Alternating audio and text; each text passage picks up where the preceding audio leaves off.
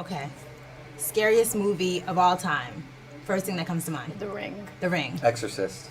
That's mine. Really? This is up here with The Okay. Exorcist. Yes, you. So Martyrs. sweet.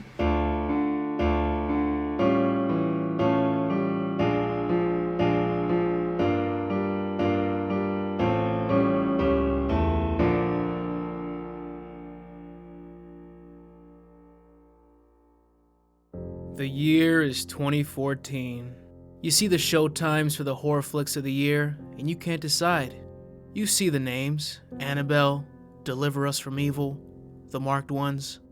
It's a real shit show is what I'm trying to get at. And one movie stood above all the rest: Ouija. I remember seeing the previews for this movie and thinking, oh wow, that's gonna suck, and I moved on with my life. Little did I know when this bad boy hit theaters, it would gross over $100 million at the box office. And my question is, why? Why do we do this to ourselves? How often do you go watch a horror movie and come out of the theater saying, wow, that was a really good movie? If your answer is often, then you suck at watching movies. That's not a thing, but I'm making it a thing. If you judge a horror movie off of how many times you jumped during the movie, then once again, you suck at watching movies. Jump scares have become a crutch at this point, if not the whole damn wheelchair. Hey, I know this plot sucks, the acting sucks, it's boring, but boo! Totally worth it, right? I can maybe think of like 3 horror movies in the past couple years that weren't shit. The Conjuring. Get Out doesn't count. It's more of a thriller. It. Yes, I know how annoying it is that I said it. And I can't even think of a third one. I can't even count Split. It's too loose in the genre. Or maybe I just think that because it's actually a good movie. I could jump scare you right now and you would be like, oh shit! But does that mean I can direct Ouija Part 3? Yes. It does. Because I can. That's a joke. I didn't even watch Part 2. They don't deserve my money. Ouija! This is gonna be a dope movie. Ouija is a boring stubble of toilet paper clinging to my ass hairs. It's so draining. It's no 3 a.m. Netflix horror film, but that's not the point. You know what you're getting into with these B movies. This film was built up to be a Halloween hit. I went to go rewatch the trailer and thought, what the fuck? They added in all these scenes that weren't even in the movie. And that's because if they used the scenes that were actually in the movie, you would see all the scary parts. The movie would be done, cause the movie's dull. I have no idea who that is outside. This scene did not happen. Nope, that's not how she found that footage. Oh, no, not in the movie. She doesn't say this line. Don't know who that is. Oh, who's that? Wow. Oh shit. This movie actually looks kind of freaky. What's all? Whoa, what is all this? Oh, that's not in the movie. Let's go through the movie, shall we? As of right now, writing this script, I don't think this will be a long review because I honestly believe there's just not enough content in this movie. But we'll see. Should be quick. The movie starts with a flashback between Debbie and Lane. They play with the Ouija board. That's about it. Transition. Grown-up Debbie then burns a Ouija board because she's been going through some shit. These 2 women are actual actors in Hollywood, and they do a great job of acting like they're not. This is Lane, Debbie's best friend. The same best friend that doesn't pick up on any of the signals that Debbie is in distress. Debbie tells her that she started playing with the Ouija board 3 weeks ago. She seems worried. She doesn't want to go out. She won't let Lane in the house. Okay, bye, best friend. Be careful. I love you. Bye. Debbie apparently likes to eat leftovers alone in a dimly lit kitchen while she's being... Oh, shit! Guess I'm not the only one suddenly turned on. Hey, yo! Fun fact, this actor's name is Shelley Hennig, and she would later go on to be the star in another horror classic, Unfriended. Unfriended is a shitty movie. I like how she starts getting spooked, so she starts turning all the lights off. I think she's just setting the mood. Hey, look, the Ouija board's back, and oh, watch out, you're gonna break that thing. If you look through the,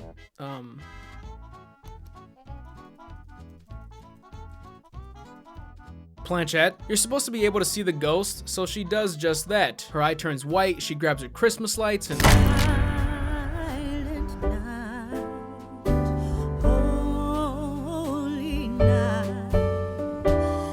This is Trevor, Lane's boyfriend. He's probably the best actor out of the bunch, but that really doesn't mean much in this movie. And I might just be saying that because he gets like no screen time. And hey, look, it's our waitress slash our friend Isabel. Isabel is one of those characters you see and you're like, oh, okay, you're gonna die, got it. They have Debbie's funeral in Debbie's house, which seems a bit morbid. We're not really given a timeline from when she died to the funeral. Yeah, this innocent girl just snapped her neck here a few days ago, but these hors d'oeuvres. Hey, why do you look so familiar? Where do I know you from? Bye-bye, man. Douglas Smith. would later star in another horror classic, The Bye-Bye Man, which if you paid actual money to watch that movie, you suck at watching movies. Brought flowers. Debbie liked this kind. They're really pretty. Do you want me to put them in some water? No. I'll just let him die like Debbie. Pete was Debbie's boyfriend. You could totally tell, right? Lane goes up to Debbie's bedroom and... Am I missing something here? Anybody? Did they untie her, then set him back up in the room? Wait, more importantly, she hung herself with Christmas lights. Why did I just skip over that? First off, no. Secondly, no. Thirdly, you're telling me she applied all this force to the wire and it didn't at the very least unplug from the outlet? Okay. Actually, you know what? Let's get these jokes off. Oh, fuck, this isn't the chimney. When the Walmart runs out of $2 towels on Black Friday. When your mom says we need one more ornament. You know, Dasher and Dancer. Good morning, everybody. Hope you guys are all having a beautiful day. I know I am, because today I'm going to be setting up Christmas lights on the house. Like a maniac, Lane fiddles with the Ouija planchette while Debbie's grieving mother reminisces. Then she gives her some of Debbie's shit. Sarah, Lane's sister, likes fucking older guys or smoking crack. I don't know. She's supposed to be underage, but she looks older than her older sister. Great casting, guys. Lane and Trevor come by Debbie's to do errands. Trevor goes to try and fix the pool cover, and he's like really extending on this one. I mean, he's like almost in the water. It's crazy. Oh, look at those shadows over there. There's like 4 of them. 4 shadows. Wow. Lane sees a light flickering, and it's funny because it ends up being this pussy little IKEA reject lamp that can barely light the nightstand.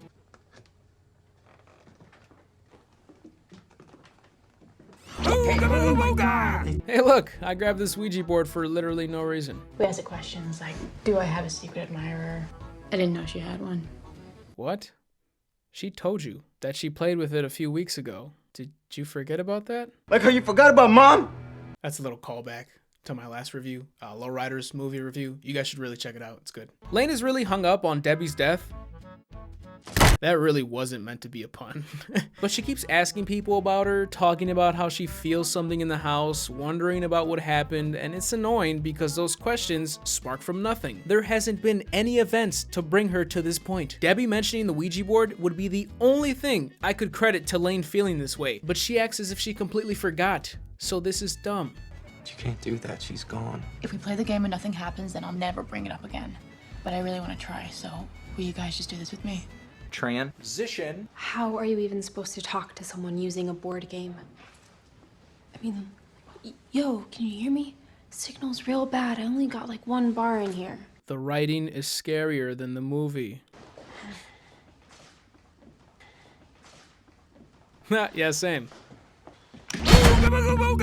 Trevor comes up all tough guy for some reason, like, what the hell you doing, man? I have a spare key for the back. I come in that way all the time. What? I don't get what I'm supposed to be getting out of that scene. Apparently, Pete was here already because he says he heard them coming through the front, but after they came in, they stood there for like a whole minute and a half. So what were you doing that whole time? Why are you here? No, seriously, why are you here? Why is no one questioning that?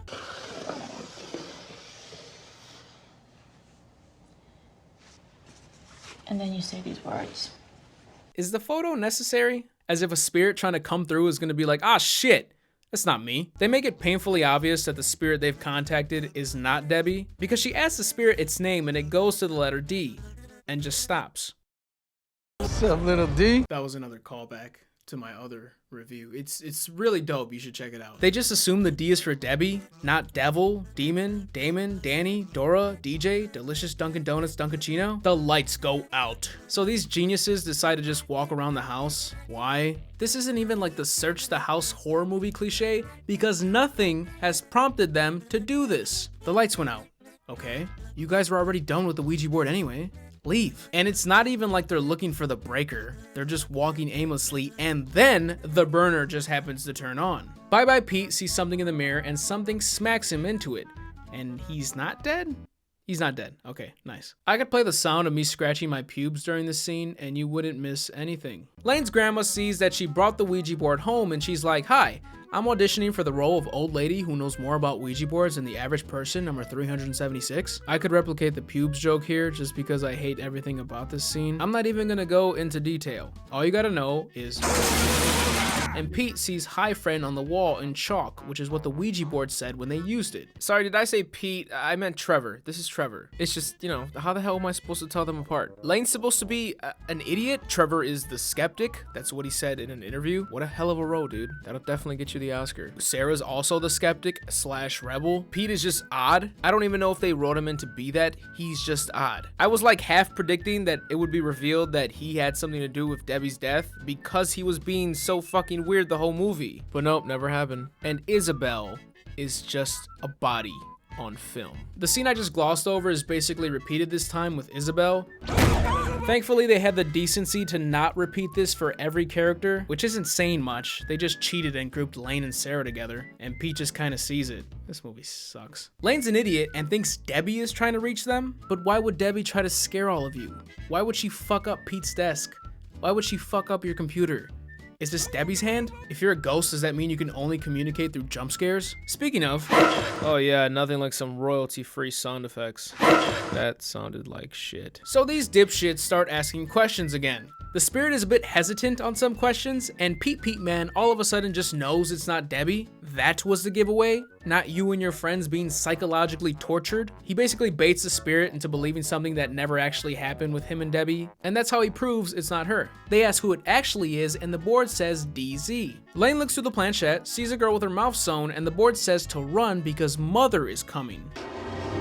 Hello. Now this is the problem with this movie. The first half is boring. The second half is stupid. In this movie, people just say things because that's their line. But you're sat there thinking, what the hell led you to think that? Did we miss a scene? We don't know anything about these characters besides, this is my name and this is why I hang out with you guys. So with no character development, I'm just watching the movie waiting for people to die. And when they do die, it doesn't matter. You draw nothing from me. You know how in movies, there'll be a person running away from the villain and some good Samaritan takes him in and the good Samaritan ends up dying? It's fucking amazing that I learned more about that person in just a couple minutes on screen compared to a whole runtime with all of these fucking loofahs with legs.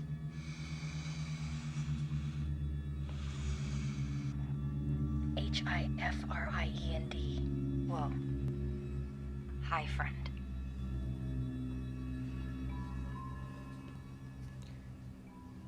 Isabel dies. I'm more than willing to just move on to the rest of the movie without going over that scene, by the way, but I have a slight feeling that you guys are just a bit too curious at this point. She runs a bath, starts flossing, now her mouth's sewn. No, you didn't miss anything. That just happens. It looks like shit too.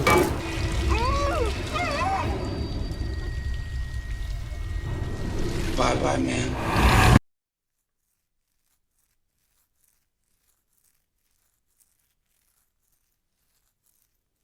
Trevor is devastated after his girlfriend dies. Then he delivers this line that seems like they just wrote it in to be in the trailer. And I'm not shitting you, I honestly didn't know it actually was in the trailer when I wrote that down. It's haunting us. Wherever we go, watching everything we do. It's coming for all of us. So who's next? This thing, it's haunting us. Hello? It's coming for all of us. So who's next? Plus, I can't help but think, can't the ghost just kill them all right now? It's later discovered that it's just slowly growing in power, so I'm assuming if it has the power to kill one of them, can it do that again very easily? What does the spirit want exactly? Doesn't seem like it wants a vessel because it already passed on 2 perfectly able bodies. And it seems it's already out in the real world, so what else is there to do? Why does it want to kill these people? Why did it kill her? And don't feed me bullshit like, oh, they're just evil spirits. No, the ghost should have some sort of motivation at least. Pennywise needs food for his hibernation. Pazuzu wants to possess this little girl. Just because you're a ghost doesn't mean you can be an antagonist to be an antagonist. Lane conveniently finds pictures of the people who used to live there. $100 million jump scare. Hacker XPete27 goes on search.com to search the family. Did you really think your audience was too stupid to recognize this was a search engine without calling it search? He finds this HD article of the family, and it turns out the spirit they're communicating with is Doris Zander. Doris died in the house, but she has a sister who's still alive in the mental asylum. No. no. You did not cast Lin Shaye to try and legitimize your shitty ghost movie. If you don't recognize Lin Shaye, she starred in every Insidious movie up to date and is pretty well known for that role. It's funny the producers thought that would help. Hope you took him for all they had, Lin, considering you only show up in the last 25 minutes of the movie. Speaking of the last 25 minutes of the movie, I am so confused right now because the movie isn't following its own rules. Try and pay attention to this because it feels like they just threw the script in the middle of a room and the writers ran a bukkake. Lin says her mom was a medium and that she used to deal with a lot of spirits.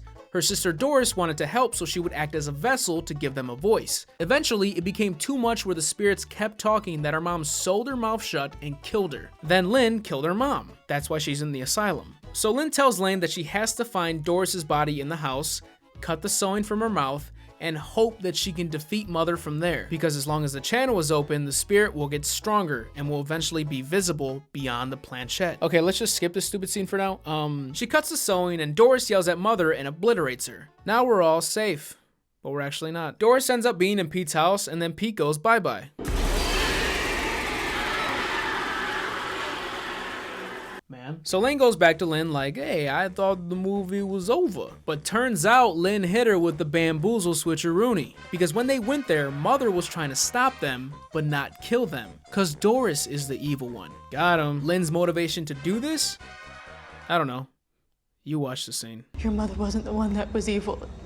It was, I told her that I would help her. I heard the voices too. Oh, yeah. They tell you the most wonderful, awful things. And you're gonna hear them too, little girl. You'll hear them soon enough because she's coming to get you too. I always told her because I always told her she's gonna be nice to me. Sure, I was gonna help her and now she's gonna be nice to me. She's gonna keep her promises. She's gonna keep her promises. No! I feel like 5 different writers wrote for that scene alone. I don't get it. I don't care. It gets worse. You have to break the connection, or it will keep coming back for you. I'll burn the board. That won't be enough. A spirit this strong could bring it back. Pause. Number 1. You had one scene where you told Lane not to use the board. Now all of a sudden you're Miss Cleo? Fuck you. Number 2. Apparently she can't just burn the board because the spirit is too strong at this point. And according to Lin, she's gotten stronger because the channel was opened. Now let me tell you why all the writers are dumb. Debbie already opened the channel to Doris more than 3 weeks ago. Why have we all forgotten that? Meaning, that spirit should have been steadily getting stronger the whole time. It was clearly already strong enough to kill somebody, and by the way, Debbie also burnt the board and it was brought back. So the spirit should be fucking almighty by now, especially considering you cut the sewing. Which now, let's talk about how stupid that is. It seems like Doris is helpless when you see her, and it seems like Mother's only objective is to keep Doris at bay. So what I draw from this scene is that apparently Doris can't do a damn thing to stop Mother unless the sewing is cut. So, how the fuck has she been killing everybody then? Wouldn't Mother want to stop her and also be fully capable of doing so? How did all of these people even communicate with Doris for so long in this house? Is Mother a busy person? Was she at work? Isn't her only objective to keep people away from Doris? In this scene, you chokeslam Trevor, lock Pete in there with him. I don't even know what the hell happened to Sarah, and you did all that pretty easily. But for some reason, you wait like 2 minutes to try and stop Lane? Why do you suck at this job? Miss Cleo tells them the only way to stop Doris is to burn the body and the board. So I guess let's pretend that Mother couldn't just burn the body decades ago to prevent all of this. Ooga booga booga! Trevor dies in the place you totally didn't expect him to die.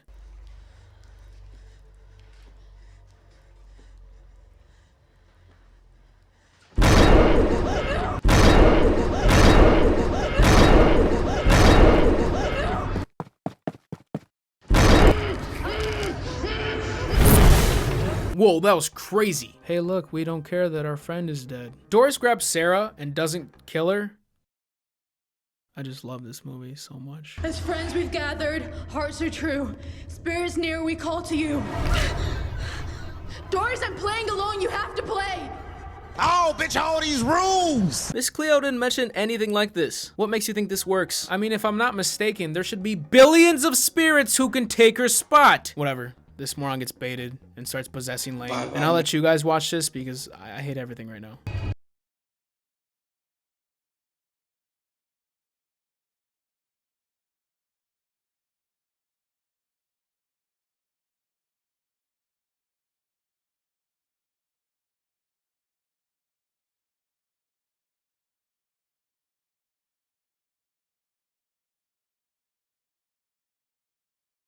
Yes, that is Debbie, for those of you wondering. I'm gonna yell now, so I recommend turning down the volume a bit.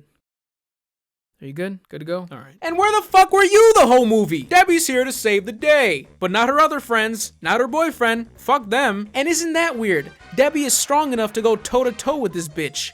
Why? Nobody contacted your dumb ass. Her channel's been open for like a month. She should overpower you 10 times out of 10. I mean, shit, she killed Mother faster than I can say. Bye-bye, man. In you go there. Doris starts letting out smog or something. Sarah gets like smacked against the wall, but Lane doesn't flinch. Debbie was probably holding her. She's pretty strong. And what's a bad movie without a bad ending? I don't think you guys realize how mad I am right now. This was supposed to be a quick review, and the movie couldn't even let me do that. I don't have the energy for this final scene. Happy Halloween, guys. Please go buy some Gigi merch. I'm out. Bah.